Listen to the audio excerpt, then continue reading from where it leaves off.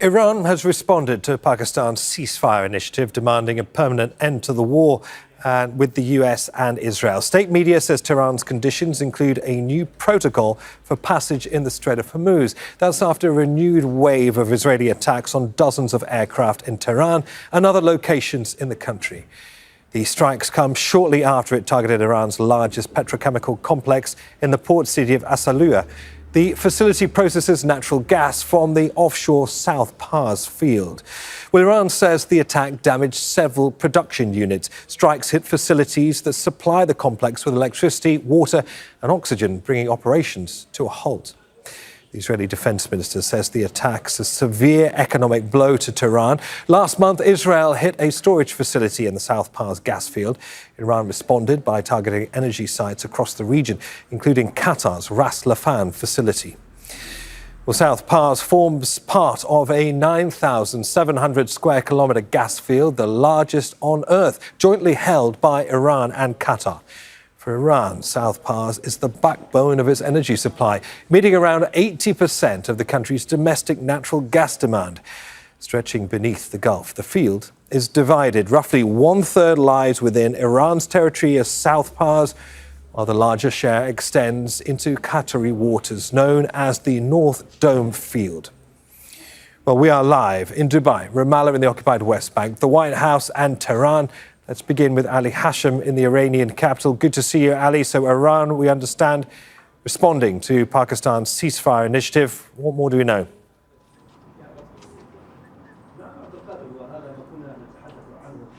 Well, Iran responded to the 15 points initiative that was, or at least 15 points that President Trump sent. The Iranians seem to have refused parts of this plan.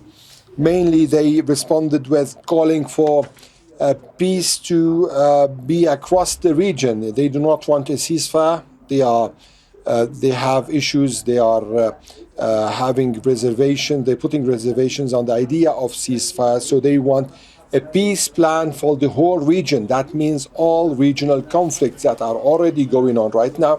They want them to be part of this solution. Second thing, that they want a protocol for safe passage in the Strait of Hormuz. This is what they are offering. Also, clearly, they're saying that based on previous experiences with the United States, they cannot accept a ceasefire. That's why they want something comprehensive and completely different. This is what the Iranians are putting now on the table. How, with the other side, how President Trump is going to deal with this is going to be the big question. All right, Ali, back with you in a second. Let's now speak to our White House correspondent, Kimberly Hackett, and look at this in more detail with you, Kimberly. So, confirmation the Iranians are engaging in diplomatic efforts with terms of their own. We talked previously about dual-track diplomacy coming from the US, so issuing threats while apparently engaging in talks. Can you shed some light on where we are right now when it comes to the US stance?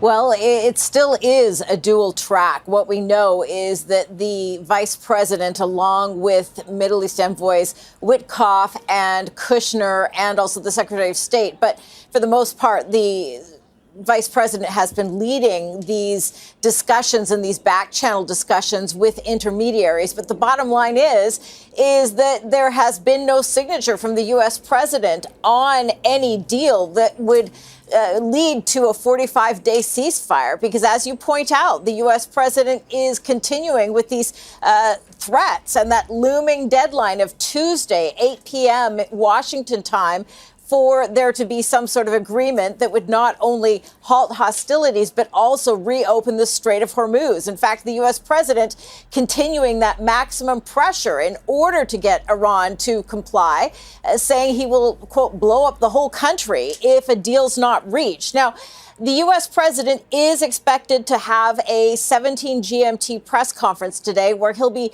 talking about the rescue of the second airman from that F-15E, a story that Al Jazeera English broke on Saturday evening.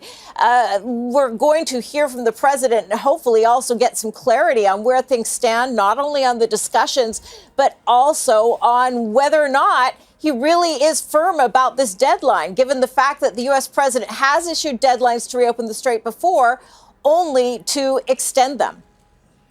Thanks, Kimberly. Back with Ali Hashem in Tehran. Ali, so as Kimberly was saying there, dual track diplomacy is happening right now. So the threat of violence coupled with but the potential for talks. We have seen the threat of violence become a reality in Iran in the past 24 hours, particularly when it comes to the targeting of the South Pars facility by Israeli forces. What more are you learning on that?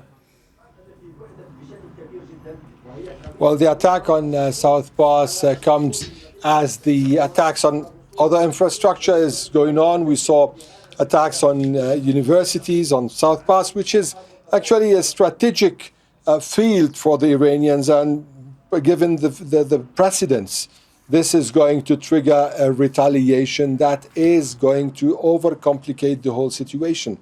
We've seen attacks on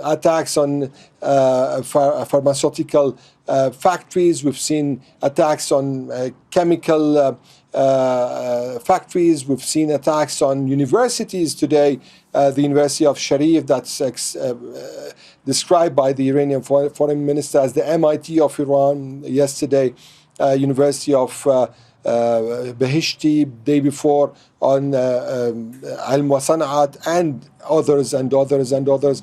So what we are seeing currently is a kind of a deliberate attacking of the infrastructure, science infrastructure, also infrastructure related to the factories, and also now we're seeing energy, plus the latest announcement by the Israelis that they've attacked several planes in different airports. We have Mehrabad, this morning, 4 a.m. in the morning.